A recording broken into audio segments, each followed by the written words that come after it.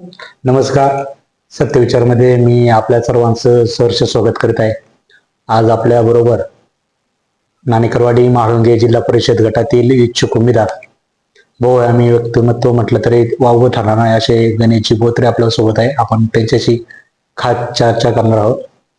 गणेशजी, आम्हाला पहिला प्रश्न पडला, आज समोरचे किंवा तालुक्यात पाहतोय आपण कोणत्याच पक्षाकडे आज जाहीरपणे सांगायला उमेदवार नाही, आणि आज तुम्ही जे पाहतोय आम्ही गेली 6 महिन्यापासून, तुमच्याकडे असा कोणता कॉन्फिडन्स होता की तुम्हालाच तिकीट मिळणार किंवा तुम्हीच अधिकृत उमेदवार असणार? नमस्कार, मी गणेश कांताराम बोत्रे. खरं तर तुम्ही जो प्रश्न विचारला, मी पक्षाकडे आतापर्यंत तिकिटाची मागणी केली नाही. परंतु मी खेड तालुक्याचे माझे लोकप्रिय आमदार आदरणीय दिलीप अण्णा मोहिते पाटील यांच्याबरोबर प्रामाणिकपणे सातत्याने त्यांच्या विजयामध्येही त्यांच्या बरोबर होतो आणि त्यांच्या पराजयामध्येही त्यांच्या बरोबर होतो. त्यामुळे मला माझा आत्मविश्वास होता की त्या ठिकाणी पक्षाचं तिकीट मला भेटेल, आणि निश्चित अण्णांनी माझ्यावरती विश्वास दाखवला आणि पक्षाची जबाबदारी या गटाची माझ्या गळ्यामध्ये टाकली. आज आपण शेकडो गाड्यांचा ताफा आणि अनेक कामगार सांभाळत आहात. ज्यावेळी तुम्ही या उद्योगधंद्याची व्यवसायाची सुरुवात केली, त्या 3 व्हीलरची पहिल्या दिवसाची आठवण काय सांगाल? निश्चित भोसले साहेब, तुम्ही ज्या गावात आहात, मी त्या गावामध्ये एक छोटीशी गाडी पहिली चालवत होतो. बडवे ऑटो कॉम्पासनं माझ्या व्यवसायाची सुरुवात झाली. निश्चित व्यवसाय म्हटल्यानंतर खूप खाचखलगी असतात किंवा खूप आपण ज्या पद्धतीने म्हणतो त्रासही खूप असतो.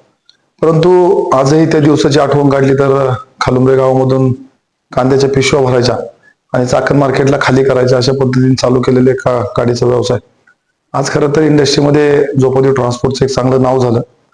आणि याच्यामध्ये प्रामाणिकतेने केलेला व्यवसाय निश्चित आज ना उद्या मोठा होतो. एक जिवंत उदाहरण आमच्या व्यवसायाकडे पाहिल्याच्या नंतर तुम्हाला पाहायला मिळेल. ट्रान्सपोर्ट व्यवसाय म्हटलं की यामध्ये चढ उतार असतात, तर यामध्ये तुम्हाला कोणकोणत्या संकटांना सामोरे जावे लागले? निश्चित तुम्ही जो प्रश्न विचारला अतिशय सुंदर आहे. ट्रान्सपोर्ट व्यवसायामध्ये खरं तर जुन्या काळामधला ट्रान्सपोर्ट व्यवसाय आणि आत्ताच्या ट्रान्सपोर्ट व्यवसायामध्ये खूप फरक आहे. कारण की जुन्या काळामध्ये चालक मालक स्वतः गाडी चालवायचे किंवा जुन्या काळामध्ये व्यवसायामध्ये पैसे खूप होते. परंतु आता कॉम्पिटिशनची दुनिया आहे. बिडिंगचा कन्सेप्ट आपल्या इंडस्ट्रीमध्ये आला आणि ज्यावेळेस ऑनलाईन बिडिंग होतं त्यावेळेस निश्चित व्यवसायामध्ये मार्जिन अजिबात राहत नाही. त्यामुळं खूप वेळा असा संघर्ष केला, खूप वेळा बऱ्याच ठिकाणची कामं कमी झाली, वाढली, आणि ह्या व्यवसायामध्ये ऍक्सिडेंटचं प्रमाण खूप मोठ्या प्रमाणामध्ये. त्यामुळे कितीतरी वेळा व्यवसाय सोडून देण्याचा विचार केला, पुन्हा व्यवसाय वाढवला. कितीतरी वेळा हे सगळं सोडून देऊन आपण दुसरा व्यवसाय करू. परंतु ज्या व्यवसायामध्ये माणसाने सुरुवात केलेली असते, मोठं झालेला असतो, तो व्यवसाय माणसाच्या आयुष्यामध्ये सुटत नाही. निश्चित व्यवसायामध्ये खूप त्रास झाला, परंतु ठीक आहे, तेवढं पेलण्याची ताकदही आमच्यामध्ये तयार असते. त्यामुळे निश्चित तो व्यवसाय अतिशय सुंदर पद्धतीने आम्ही आता करत आहोत. आज पंचकृषीमध्ये तुमचं औद्योगिक क्षेत्रात एक नाव आहे. हे गणेश बोत्रे नाव तुम्ही निर्माण करण्यासाठी असा कोणता टर्निंग पॉईंट होता तुमचा? खरं तर जोपदेव ट्रान्सपोर्ट हे माझ्यासाठी खूप मोठं नाव आहे. ज्या नावाने मी व्यवसाय करतो ते आमचं दैवत आहे. आणि जोपदेवी मातेची मी प्रामाणिक सेवा करतो. नवरात्रामध्ये जोपदेवी मातेच्या मंदिरामध्ये जे पडेल ते काम मी मागच्या 10-15 वर्षाच्या कालावधीमध्ये केलं. निश्चित व्यवसाय चालू केला 2006ला, आणि 2015 मध्ये आपल्याकडे जी काही फॉक्सवॅगन कंपनी आहे त्या कंपनीचं ज्यावेळेस ऑनलाईन बिडिंग मध्ये मला काम मिळालं, 2015 मध्ये एका टायमिंगला 100 गाड्या माझ्या ट्रान्सपोर्टने त्यावेळेस घेतल्या. आणि निश्चित त्यावेळेस खऱ्या अर्थानं जोपदेव ट्रान्सपोर्टचं नाव पुण्यामध्ये नव्हे तर मुंबईच्या जे काही बिडिंग मध्ये इतके ट्रान्सपोर्टर होते त्या ट्रान्सपोर्टरांपर्यंत पोहोचलं. त्यानंतर महिंद्रा बरोबर मी फॉरेन टूर केल्या, त्यावेळेसही आवड मिळालं. टीव्हीएसच्या खूप टीम बरोबर मी काम केलं, त्यांच्याबरोबरही मला 2 वेळा आवड मिळालं. निश्चित 2015 नंतर माझ्या व्यवसायाला एक चांगले दिवस त्या ठिकाणी पाहायला मिळाले. एवढ्या मोठ्या 100 गाड्या घेण्याचा कशा प्रकारे धाडस केलं? खरं तर व्यवसायामध्ये निश्चित धाडस केल्याशिवाय व्यवसाय होत नाही. आणि व्यवसायामध्ये ज्या ज्या वेळेला धाडसी निर्णय घ्यायची वेळ आली त्यावेळेस मी असेल, माझी सर्व टीम असेल, माझा परिवार असेल, माझ्या परिवाराने मला पाठबळ दिलं. माझ्या ट्रान्सपोर्ट व्यवसायामध्ये जे जे मला सारथी आहेत त्या सर्व सारथींनी मला पाठबळ दिलं. म्हणून निश्चित हे सर्व गोष्टी मी त्या ठिकाणी करू शकतो. सामाजिक कार्यात तुम्ही नेहमी अग्रेसर असतात. परिसरात विद्युत संबंधित अनेक समस्या आहेत. ज्यावेळेस विद्युत संबंधित समस्या येते त्यावेळेस गणेश भाऊ लोकांना का आठवतात? खरंच ज्यावेळेस इंडस्ट्रीमध्ये काम करत असताना एका सामाजिक बांधिलकी संघ जोडून जायचं म्हणून सामाजिक क्षेत्रामध्ये काम चालू केलं. त्यावेळेस खरं तर गोरगरीब लोकांमध्ये बसणं उठणं किंवा गोरगरीब लोकांचे प्रश्न सोडवणं ह्या गोष्टी करत असताना ज्यावेळेस मी आपल्या परिसरामधील ट्रान्सफॉर्मे जातात किंवा डीपी त्या ठिकाणी जळते त्याचं त्यावेळेस मी नीट निरीक्षण केलं किंवा त्यावरती काम केलं. एक कालावधी असा होता की आपल्याकडे ट्रान्सफॉर्मर जळाल्याच्या नंतर लोकांना 8-8 दिवस त्याचा फॉलोअप घ्यायला लागायचं, त्याच्या मागं लागायला लागायचं आणि आपल्याकडे वायरमॅन व्यवस्था इतकी सुंदर त्यावेळेस नव्हती. त्यामुळं लोकांना समजतही नव्हतं की एकदा डीपी जळाल्यानंतर ती डीपी आणायची पूर्ण. खरं मी त्या गोष्टीवरती इतकं खोलमध्ये काम केलेलं आहे की त्याचा रिपोर्ट कुठनं बनवला जातो, त्याची दुरुस्ती कुठं होती, त्यानंतर तो कुठल्या यार्डला उतरवला जातो, त्यानंतर त्या यादीमध्ये आपल्या ट्रान्सफॉर्मरचं नाव कसं येतं, ह्या सगळ्या प्रक्रियेवरती मी त्यावेळेस काम केलं. आणि निश्चित लोकांच्या अडीअडचणीमध्ये उभं राहिल्यानंतर लोक तुम्हाला त्या ठिकाणी काम सांगतात. एकदा एका माणसाचं काम केलं की दुसरा माणूस तुम्हाला लाईटीच्या संदर्भात फोन करायला लागला. आता तालुक्यामध्ये कुठे जरी ट्रान्सफॉर्मरचा प्रॉब्लेम आला किंवा लाईटचा प्रॉब्लेम आला तर लोक आवर्जून मला फोन करतात आणि मलाही त्या गोष्टीचं कधी वाईट वाटत नाही, कधी त्या गोष्टीची माझी चिडचिड होत नाही. तालुक्याच्या कानाकोपऱ्यामध्ये कुठल्याही जरी माणसाने मला त्या ठिकाणी शेतकऱ्यांनी फोन केला तर आनंदामध्ये त्याचं काम त्या ठिकाणी करून देतो, कारण की त्या गोष्टी सर्व मला ज्ञात आहेत. ज्यावेळेस तुम्ही एका आजींना घर बांधून दिला, अनेक समाज माध्यमांनी याची दखल घेतली. ही संकल्पना म्हणजे हे तुम्हाला कसं सुचलं आजींना घर बांधून द्यावं? एवढ्या मोठ्या व्यापातून तुम्ही सामाजिक कार्याकडे कशी धाव घेतली? ज्यावेळेस सामाजिक जीवनामध्ये आपण सर्वजण काम करतो, सर्व पुढारी मंडळी असतील, राजकीय मंडळी असतील, निश्चित ज्या वेळेस आपण घरभेटीच्या निमित्तानं किंवा कुठल्याही कार्यक्रमाच्या निमित्तानं आपण ज्यावेळेस फिरत असतो, असंच एकदा मी लोकसभेच्या प्रचाराच्या निमित्तानं ज्यावेळेस पहिल्यांदा आपल्याकडे डॉक्टर अमोल कोल्हे राष्ट्रवादी काँग्रेस पार्टीमधून लढले, त्यावेळेस म्हाळुंगे नाणेकरवाडी आणि त्याचबरोबर आंबेठाण गटाची जबाबदारी माझ्याकडे होती. त्यावेळेस आम्ही गुंजाळ परिवारामध्ये भेटीसाठी गेल्याच्या नंतर त्या आजींनी माझ्यासमोर प्रश्न मांडला की मला पती नाही, मुलगा नाही, परंतु माझे नातवंड आहेत, माझी सुनबाई आहे, मला राहण्यासाठी घर नाही. तर सहजवारी मला आठवलं की बाकीच्या गोष्टींवरती खर्च करण्यापेक्षा आपण ते घर बांधूया.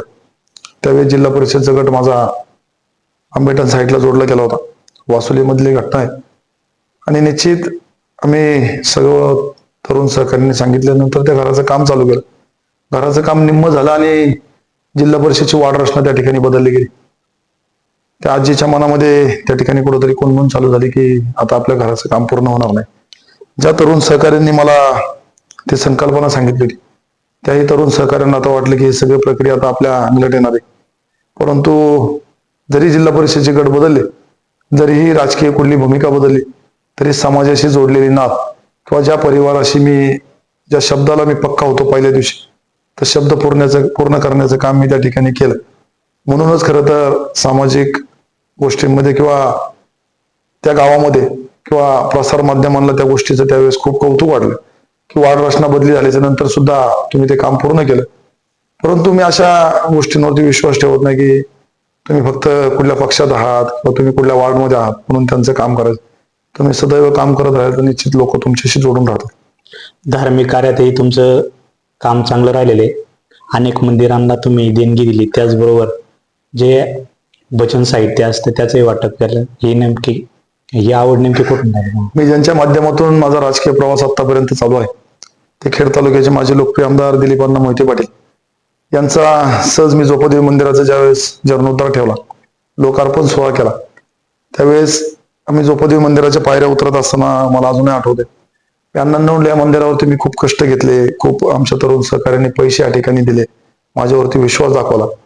परंतु अण्णा या गोष्टींना राजकीय गोष्टींचा काय आहे का, याचा काय फायदा होतो का?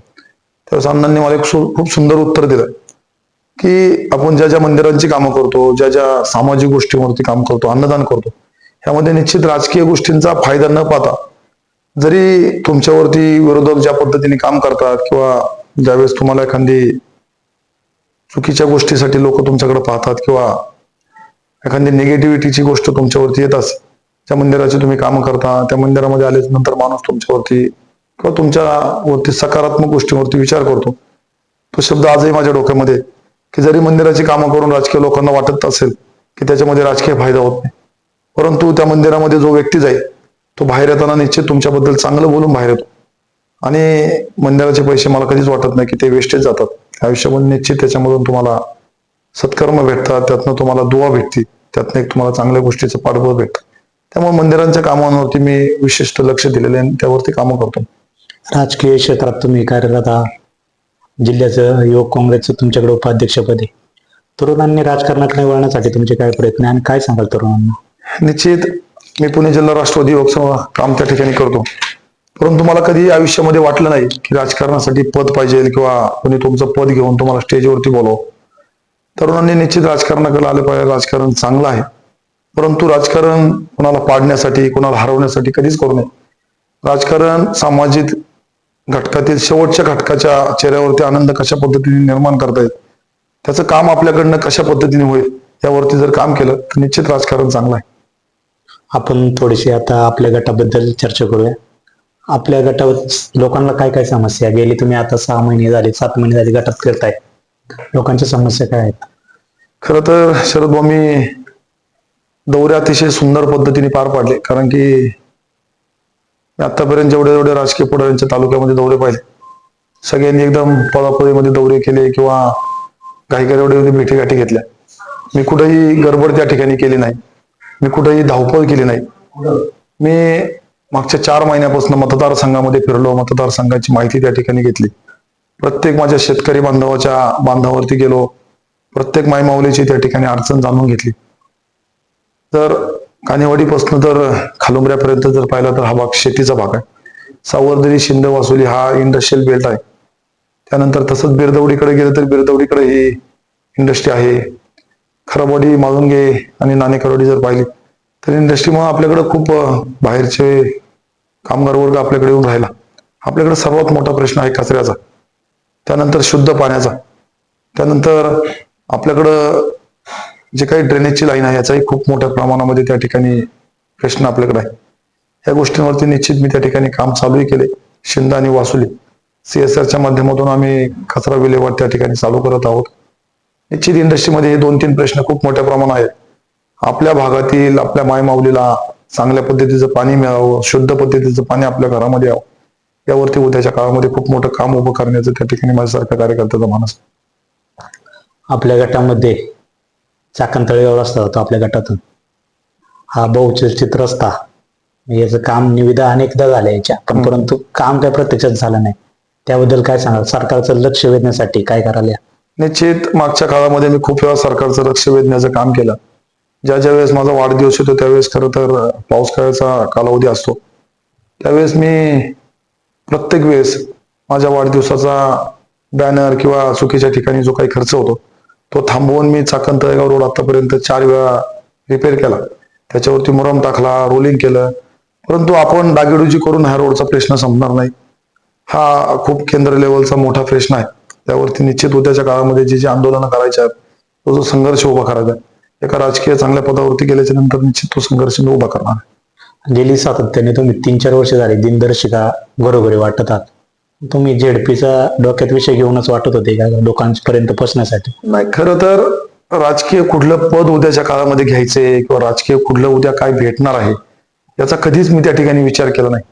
परंतु देवाच्या मनामध्ये कुठंतरी काहीतरी एक चांगली गोष्ट होती किंवा एक चांगलं आपण म्हणतो संचित असतं, त्या संचित कुठंतरी देवाने माझ्यामध्ये पाहिलं होतं. त्यामुळे निश्चित मला माझा गटही चांगला बनला, माझ्याकडे ओपनचं आरक्षण निघालं आणि त्यामुळे मला वाटतंय मी जी स्वप्न पाहिली नव्हती ती स्वप्न मला देवाने त्या ठिकाणी दाखवली आणि ती पूर्ण तिकडे जात आहेत. आरक्षण चांगलं निघालं, वाढ रचनाही चांगली आली. निश्चित उद्याचा काळही चांगला राहील. अनेक वर्ष झाली तुम्ही MIDC मध्ये कार्यरत आहात.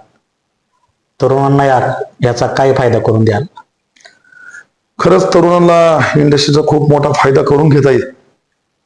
खरंच आपल्या तरुणांनी जर कष्ट केले, इंडस्ट्रीशी प्रामाणिक राहिले. एक इंडस्ट्रीमध्ये खूप चुकीचा मेसेज त्या ठिकाणी आहे की आपले तरुण दम देतात, चुकीच्या पद्धतीने काम मागतात. परंतु आपले तरुण तितक्या प्रामाणिकपणे कामही करू शकतील किंवा कामही करतात. बरेचसे तरुण आता माझ्याबरोबर जे फिरतात, खूप उदाहरण आहेत की ते एका गाडीपासून आता 50-50 गाड्यांपर्यंत बस चालवतात, टेम्पो चालवतात किंवा ज्याचे लेबर कॉन्ट्रॅक्ट मागच्या 3-4 वर्षात चालू झाले त्यांच्याकडे हजार लोक आता लेबर कॉन्ट्रॅक्टमध्ये, असे खूप उदाहरण आहेत. परंतु प्रामाणिक कष्ट केलं तर निश्चित इंडस्ट्री तुम्हाला चांगल्या पद्धतीने त्या ठिकाणी उभी करते. आणि इंडस्ट्री तुमच्याबरोबर निश्चित राहते. तरुणांसाठी तुमच्या काय योजना आहे? तेच तरुणांना उद्याच्या काळामध्ये आम्ही एक चांगलं औद्योगिक ट्रेनिंग सेंटर त्या ठिकाणी उभं करणार आहोत. आपल्याकडे यालोडीचं खूप मोठं गायमाळ शिल्लक आहे आणि त्यामुळे एक चांगलं ट्रेनिंग सेंटर किंवा ज्या मुलांचा ITI होतो त्यांना एक चांगलं औद्योगिक क्षेत्रामध्ये ट्रेनिंग देऊन त्यांना कसं इंडस्ट्रीमध्ये चांगल्या पदावरती नोकरी लावता येईल किंवा जे जे व्यवसाय करतात त्यांना कसा प्रामाणिकपणाने व्यवसाय करता येईल त्यांचं एक चांगलं ट्रेनिंग सेंटर त्या ठिकाणी उभं करता येईल. तुम्ही आत्ताच 1 मिनिटापूर्वी म्हणले की दमदाटी किंवा दमबाजी करतात. मग ह्या युवकांपुढं जर कामच मिळत नसेल तर पर्याय नसतो. मग यासाठी तुम्ही काय सल्ला द्याल तरुणांना? नाही, तुम्ही काम मिळत नाही ही खरं तर शंका सर्वांची खोटी आहे. तुम्ही ज्या पद्धतीने आपण शेतकरी कुटुंबातील आहोत, आपण ज्या पद्धतीने शेतीमध्ये कष्ट करतो तितके कष्ट करण्याची जर तुमची दानत असेल, तुम्हाला इंडस्ट्रीच्या दारामध्ये जावं लागतं, तुम्हाला त्यांचा फॉलोअप करावा लागतो, त्यांच्या भेटीगाठी घ्याव्या लागतात. त्या तुम्ही जर घेत राहिले तर निश्चित इंडस्ट्रीमध्ये खूप काम आहे. आता जर पाहिलं तर आपली आशिया खंडामधील सर्वात मोठी इंडस्ट्री, त्यामुळे मला वाटत नाही इंडस्ट्रीमध्ये काम भेटत नाही असं कधीच होणार नाही. परंतु तितक्या प्रामाणिकपणाने सर्व तरुण सहकार्याने वेळ दिला पाहिजे. निश्चित माझे तरुण सहकारी देतात, ज्यांना काम करण्याला इंटरेस्ट आहे ते निश्चित तितका वेळ देतात आणि खूप तरुण सेटही झालेले आहेत आपल्याकडे. असं काही नाही की व्यवसाय मिळाला नाही म्हणून तरुण सोडून गेले किंवा बाजूला चालले. जे जे कष्ट करतात त्यांना निश्चित व्यवसाय मिळतो. तुमची पैलवान म्हणून ओळख आहे, तुमची लाल मातीची नाळ आहे, तर आधुनिक पद्धतीची कुस्तीला ग्लॅमर बनवण्यासाठी तुमच्याकडे काय विजन आहे? हे पाहत असे जर तरुण पाहिलं ना तर तरुण आता कुस्तीकडनं बाजूला चालले. आपल्याकडे बैलगाडा जास्त चालतो. परंतु जे जी मुलं आता कुस्तीशी प्रामाणिक आहेत, लाल मातीशी प्रामाणिक आहेत, ते निश्चित लाल मातीचा एक गुणधर्म आहे की लाल माती तुम्हाला निर्व्यसनी बनवते, लाल माती तुम्हाला प्रामाणिकपणा शिकवते. लाल मातीमध्ये जो जो पैलवान मोठा झाला त्याच्या रक्तामध्ये कधी गद्दारी नसते. त्यामुळे निश्चित तुम्ही लाल मातीशी जर प्रामाणिक राहिला तर उद्याचा काळ निश्चित चांगला राहील. आता तुम्ही जिल्हा परिषदेसाठी इच्छुक आहात, तर नेमका खेड तालुक्यात असा कोणता बदल करणार आहात की त्या निमित्ताने खेड तालुका पूर्ण म्हणजे नाही का प्रगतीच्या मार्गावर येईल? मग असेच तुम्हाला सांगितलं, मी खेड तालुक्यापुरती स्वप्न पाहणारा इतका मोठा कार्यकर्ता किंवा मोठा नेताच नाही. माझ्या गटामध्येच खूप प्रश्न आहेत. त्यामुळे मी ज्या इंडस्ट्रियल बेल्ट मधून येतो तिथं पाणी प्रश्न, कचरा प्रश्न खूप मोठ्या प्रमाणात आहे. आणि जर मी माझ्या परिसराचा विकास केला तर निश्चित तालुका त्या ठिकाणी ग्लॅमर म्हणून आपल्या जिल्हा परिषद गटाकडे पाहिजे. एक चांगल्या पद्धतीने गटाचा विकास करायचा आणि त्यानंतर बाकीचे जिल्हा परिषद सदस्य त्यांना कसं आपल्या गटाचं एक चांगलं महत्व दाखवून देता येईल तेही त्यांच्या गटामध्ये चांगल्या पद्धतीने विकास त्या ठिकाणी करतील. शिक्षण, आरोग्य आणि रस्ते याच्या पलीकडे असा कोणता रोडमॅप आखला आहे तुम्ही आत्ता मतदारांपुढे जाणार आहात? हे पहा, शिक्षण, आरोग्य किंवा स्वच्छतेपेक्षा आपल्याकडे पाण्याचा प्रश्न खूप मोठ्या प्रमाणामध्ये आहे. ड्रेनेजचा प्रश्न खूप मोठ्या प्रमाणामध्ये, कारण की आपली जर इंद्रायणी नदी पाहिली तर पूर्ण ड्रेनेजचं पाणी इंद्रायणी नदीमध्ये सोडलं जातं. जे जे काही ओढे आपल्याकडे होते ते ओढे आता नष्ट होत चालले, त्याला ड्रेनेजचं स्वरूप प्राप्त झाले. त्या गोष्टी खूप महत्वाच्या आहेत. आणि तुझा काही वास येतो, जे काही दुर्गंधी आपल्या परिसरामध्ये पसरते, त्यावरती खूप काम करण्याची त्या ठिकाणी गरज आहे. प्रत्येक ठिकाणी ETP, STP बसवून ते पाणी परत कसं युटिलायझेशन होईल, त्याच्याकडनं एक चांगल्या पद्धतीचा कसा प्रकल्प करता येईल याच्यावरती काम करण्याची इच्छा आहे. असा कोणता विश्वास तुमच्याकडे लोकांना देण्यासाठी आहे की आता तुम्ही इच्छुक उमेदवार आहात? लोकांना विश्वास माझ्यावरती निश्चित आहे, देण्याची गरज मला वाटत नाही लागणार आहे. कारण की मागच्या 10 वर्षांमध्ये आमदार दिलीप अण्णा मोहिते पाटील ते जरी आमदार होते तरी निश्चित मी माझ्या परिसरामध्ये खूप काम उभं केलं आणि लोकांना माझ्यावरती विश्वास आहे. आणि माझा कधीही 24 तास फोन केला तर माझा फोन चालू असतो. माझ्या गाडीच्या काचा कधी कुणाला पाहिल्यानंतर वर राहतील असं कधी होत नाही. त्यामुळे लोकांना माझ्यावरती विश्वास आहे. तो विश्वास उद्याच्या काळामध्ये तुम्हाला निश्चित त्या ठिकाणी पाहायला मिळेल. खेड तालुक्याचे माजी आमदार दिलीप अण्णा मोहिते पाटील आणि बापूसाहेब बेगडे यांचे तुम्ही नातेवाईक किंवा स्नेही लागतात. या दोन्ही दिग्गजांकडून तुम्ही सामाजिक आणि राजकारणातले कोणते धडे शिकला? एकतर पहिला प्रश्न तुमचा आमदार दिलीप मोहिते पाटलांबद्दलचं मी उत्तर देतो. अण्णांकडनं आम्ही एक शिकलो, तळागाळातील कुठल्या कार्यकर्त्याचा जरी फोन आला त्या कार्यकर्त्याचा फोन अण्णांकडे उचलला जातो. तेच मी माझ्या त्या ठिकाणी अंगीकारलं. मीही कोणत्याही कार्यकर्त्याचा कधी फोन चुकवत नाही. कधी कोणाचा मिस कॉल पडला तर त्यावरती माझा फोन परत रिटर्न जातो. असं कधीच तुमच्याकडनं होणार नाही की तुम्ही मला फोन केला आणि मी तुम्हाला रिटर्न कॉल केला नाही. आणि राहिलं दुसरं, ज्यांचा मी नातलग आहे किंवा ज्यांचा मी भाचा आहे त्यांनी मला व्यवसाय करायला शिकवला, इंडस्ट्रीशी प्रामाणिक राहायला शिकवलं. आणि एकदा एखाद्या कंपनीने तुम्हाला एका गाडीचं काम दिलं तर पुन्हा 2 महिन्यानंतर त्यांच्याकडे जायचं की त्या गाडीचं काम माझं चांगलं चाललंय, दुसऱ्या गाडीचं काम परत द्या. अण्णांनी मला व्यवसाय करायला शिकवला, व्यवसायाशी प्रामाणिक राहायला शिकवलं. त्यामुळे निश्चित व्यवसायाचे धडे मला अण्णांनी शिकवले आणि राजकारणाचे धडे मला आमदार दिलीप मोहिते पाटलांनी शिकवले. आपण बराच वेळ झाला चर्चा करतोय. आपण आपला जीवनपट मांडण्यासाठी पुन्हा एकदा भेटू.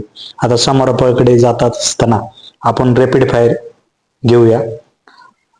समाजसेवक की राजकारणी, गणेश बोत्रे यांना स्वतःला कोणत्या भूमिकेत पाहायला जास्त आवडेल? समाजसेवक. ठीक आहे, धन्यवाद.